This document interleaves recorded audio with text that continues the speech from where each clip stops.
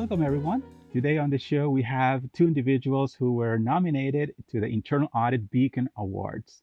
We have Jami Shine, Corporate and IT Audit Manager at QuickTrip, and Hal Garyn, Managing Director, Audit Executive Advisory Services. Welcome, both of you. Great to be here. Great to be on the show. Thank you. Wonderful. Yes. So, being nominated, of course, is a reflection of your knowledge and the thing that you do for the profession. So, I am not only happy but honored to have you here and to be able to chat with you about a few things that I believe are very important to the profession, and I believe you'll agree they are as well. So, let's begin with certification and certificates, right? We're very much focused on education. And one of the things that I would like to run by you is what do you think about certifications along the way, right? Not only taking classes, but that specific designation that you get in some cases where some letters are added to your name. What does that mean, and is it really worth it? What do you think, Jamie? Well, first of all, I think certification is so valuable for so many reasons. First of all, you learn so much through the certification process when you're studying the materials. I have 4 certifications. I have my CIA, my CISA, my CRISC, and my CRMA. And all 4 of those were very directly applicable to my job. Those are certifications I've gotten over the course of about 11 or 12 years. And each time I got one, it was something that was very valuable. But also, I like to think of auditors as process doctors, right? We're our organization's doctors. We help make sure that they're healthy and we help recommend improvements when they're not healthy. Would you go to a doctor who wasn't licensed? I wouldn't, right? That doctor might be brilliant. They might have had all the training. They might have gone through medical school. But if they didn't pass their medical exam, I probably wouldn't let them do surgery on me. And I like to think of it as the same thing for us. I think our certifications are so critical in proving that we have the qualifications, that we can provide valuable advice, that we can provide assurance. And it just gives that confidence and that assurance to our audit clients. Yes, you learn a lot during the process. I totally agree with that. And of course, enhance your credibility when you're interacting with your clients. Uh, what's your experience with this, and what are your thoughts about that? Yeah, no, and I agree with everything Jamie said. Their perspective of self-learning needs to come first. It isn't the designation, because you can be a good test taker, get the designation and still not know much of anything, but in the end, it is the self-learning process. But let's come at it also from the other angle. Unfortunately, sometimes using somewhat Jamie's example, the designation, the degree, the designation is a proxy for knowledge and how others look at you. So I know I did it. I'm sure it's still being done by many CAEs. I demonstrate to the audit committee the commitment to the profession and the knowledge by the certifications in aggregate my staff have. If I'm going to apply for a job somewhere else, I'm going to be sure I include all of those certifications and designations I have to differentiate myself in a crowded marketplace. So I think you need to look at it from both perspectives. It's the development and self-learning, because otherwise you'll just hate every minute of studying and preparing for the exam. You're just going through the motions. But once you get past that, you also have to realize that it is about others' perceptions of you. Right. And And, and, and, and and in a competitive marketplace, you want to be marketable. You want to be differentiated, and that's one way to do it. I totally agree. I believe that in many organizations, they look at a bachelor's degree, and that's just to get you that interview and even get started in the job, you get in. But in terms of your advancement, and when you're thinking strategically about your career, then that is probably something you want to consider seriously because it's going to help move you, like you said, above the rest and show that you're really committed and that it's going to also I also see some intangibles or subjective elements as well. So for example, the fact that you are determined, right? The fact that you are focused, the fact that you are committed, the discipline that you must have also to study on your own for the most part, right? So I think that there's also some personal attributes that are reflected throughout or across the designation themselves, that someone who has them, those are personality traits that you can in some case extrapolate from that as well. Now we have certain certifications and designations that we usually pursue, and Jamie, you mentioned several of those, whether CIA, CRMA, and several others, CISA, and many others. But I believe that there are others as well that are starting to show up in the marketplace that we may also want to give some thought. Now, I definitely continue to endorse, and I definitely did that as well many years ago with the CIA and others. But looking in terms of, for example, things around security or cloud or project management or construction audit, fraud, right? We have a number of other specialties that we may want to look at as well. And a lot of it would probably be along the lines of two things. I see it as far as what is your job about, maybe construction focus or something like it, or in terms of where we want your career to go. So that being the case, then, what are your thoughts about that, Jamie, as far as maybe branching out a little bit strategically for that reason? I think that's a great idea, Hernan. And I think you have to figure out, just like you said, what are the certifications that are going to help me be a better auditor for my organization? And then what are the certifications that are going to help me in the future? Because we always want to be forward looking. So one of the ones in my case was the C-Risk. That's an IT certification. It wasn't something, IT risk management. It wasn't something that you would say, oh, well, you're an internal auditor at Quick Trip. You should definitely get this certification. But as I and my CAE, we co-facilitate our ERM process, so it became valuable from that standpoint. Also, from doing so many IT audits, it became valuable. And so when I was looking at my next certification, that was the one that I identified that I thought would bring the most value, even though it was a little bit outside of the box. I definitely think project management certifications are valuable. What I'm working on next is trying to get up to speed on a tool called Qualtrics, because I'm starting to use a lot of surveys in my consulting reviews, and I want to learn how to do a good job of survey design. And so that's something that's a little bit outside the box, but will certainly add value to my organization.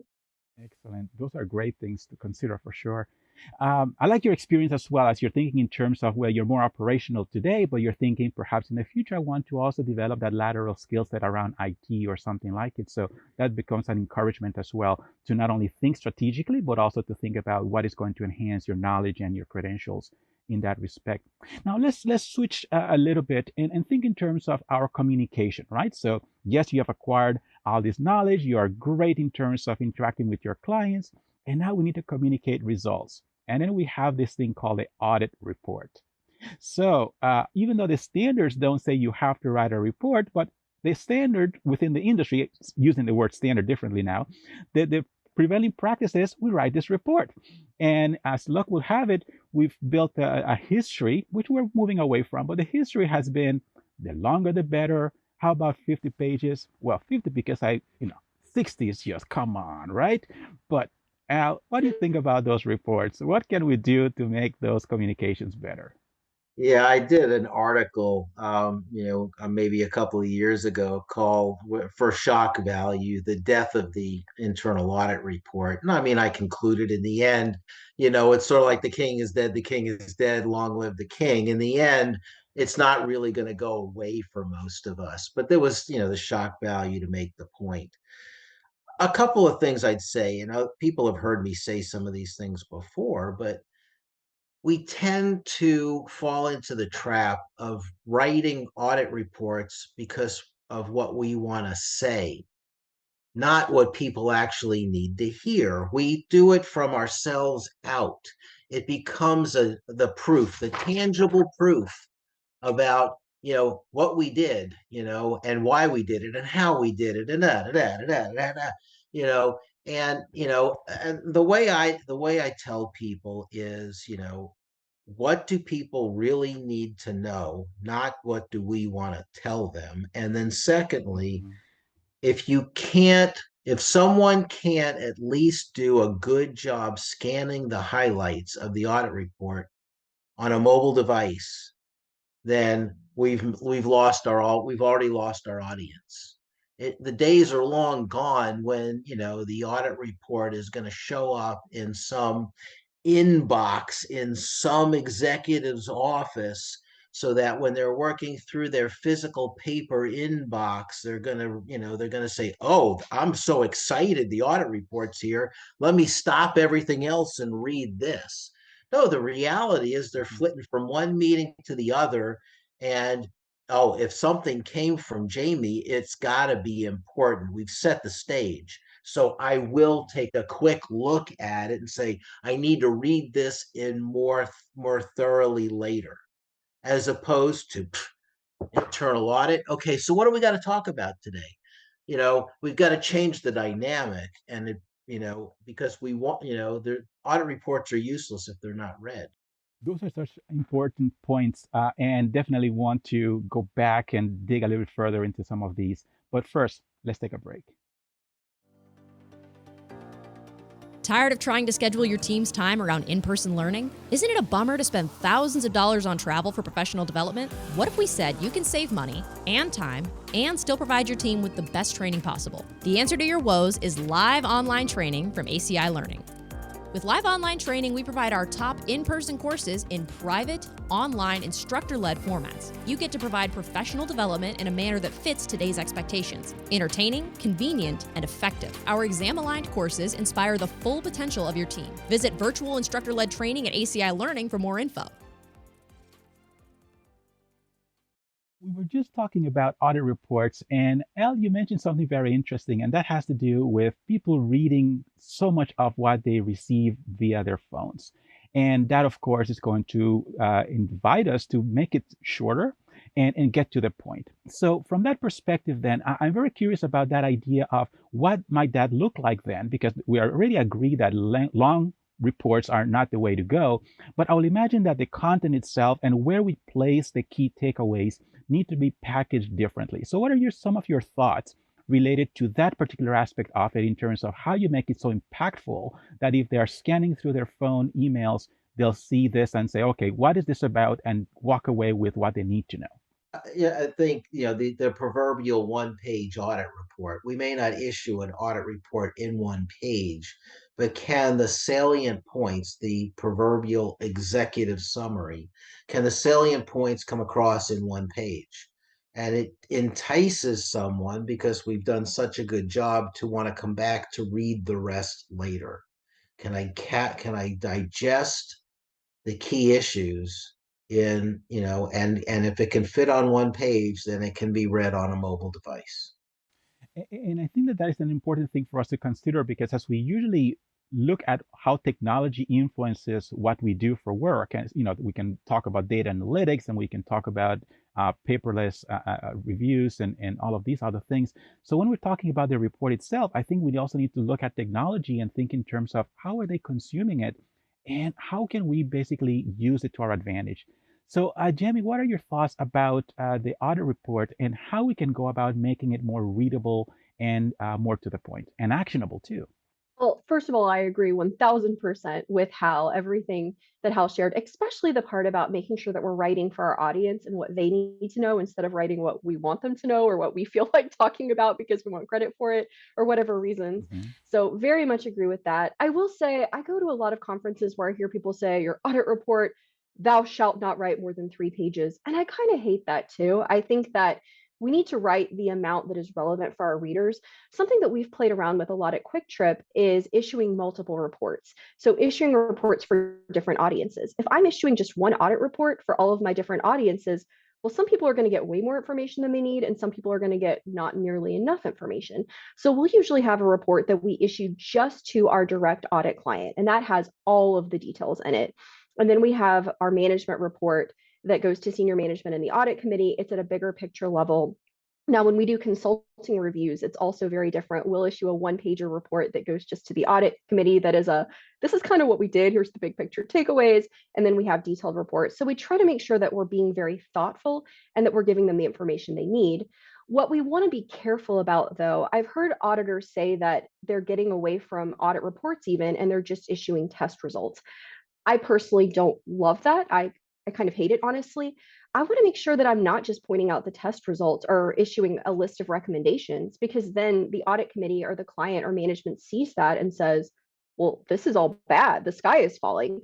I think it's very critical that we be pointing out things that have improved since the last time we did the audit, things that they're doing particularly well, even things that we would call best practices or strong practices that maybe could be shared with other departments. And so I do think that it's important to make sure that you're prioritizing that in your audit report as well, which may sometimes mean that it's longer than 2 pages or 3 pages.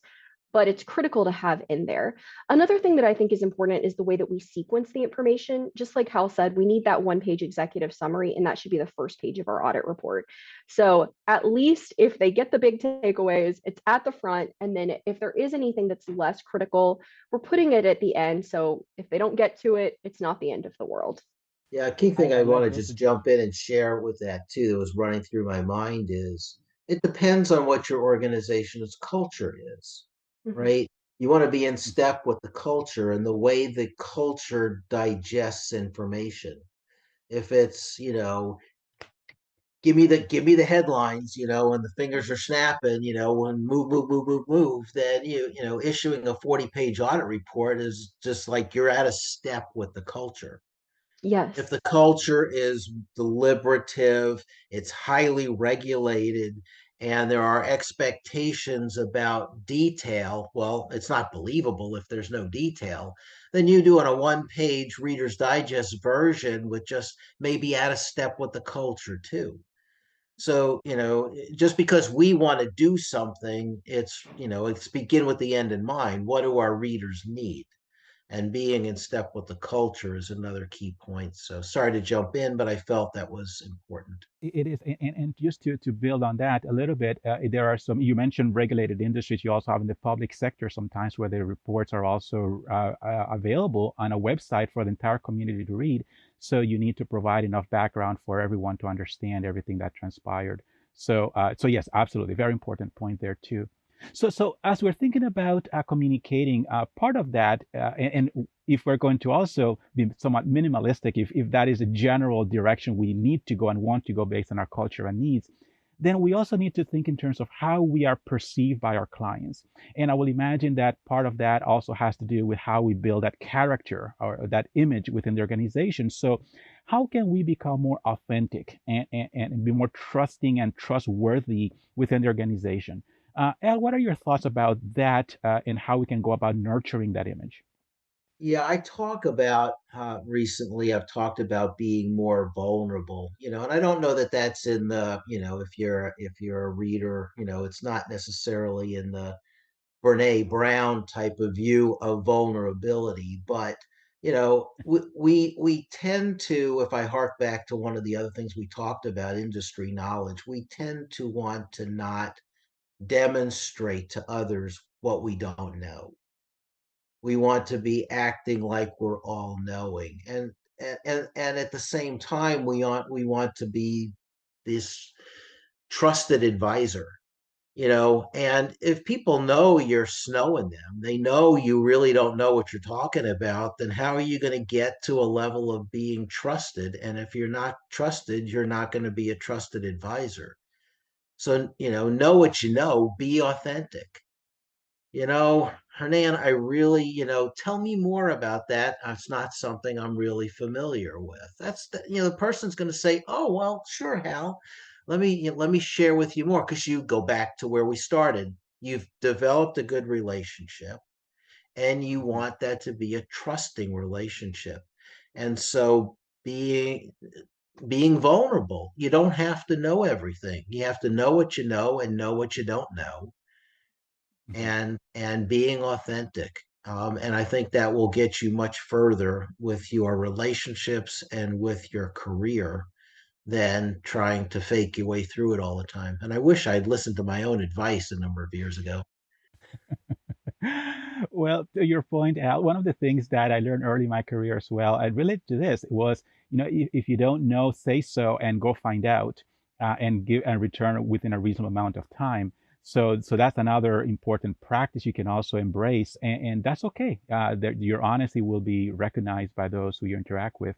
So, Jimmy, what are some of the ways that you have gone about doing some of these things as far as becoming more trustworthy and being able to build that image within your organization? Well, I very much agree with Hal on the importance of being vulnerable. And there are a lot of ways that we approach that.